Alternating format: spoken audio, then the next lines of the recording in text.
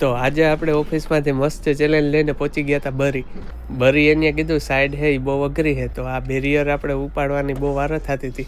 એ આપણે બહુ નડવાનું હોય એ આગળ જતા હમણાં ખબર પડે. તો પહેલી કોર્નર તો નીકળી ગયા મસ્ત, પણ આ બીજું બેરિયર દેખાણું નહોતું કે ભાઈ યાડું છે, તો એથી ઉતરીને એને ઉપાડવું પડ્યું. ત્યાં જ ચેલેન્જની જઈ નાખી આબરૂ ન કહી.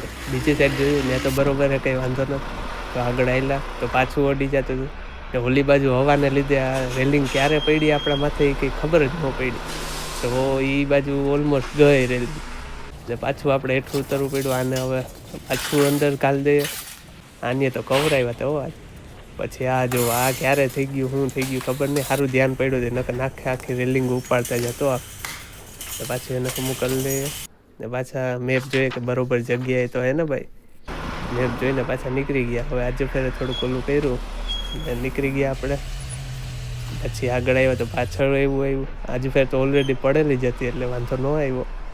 પણ જો આપણે રેલિંગમાં કે અડાડી ને તો ઓલું મકાન સામેનું પડી જાય આખું.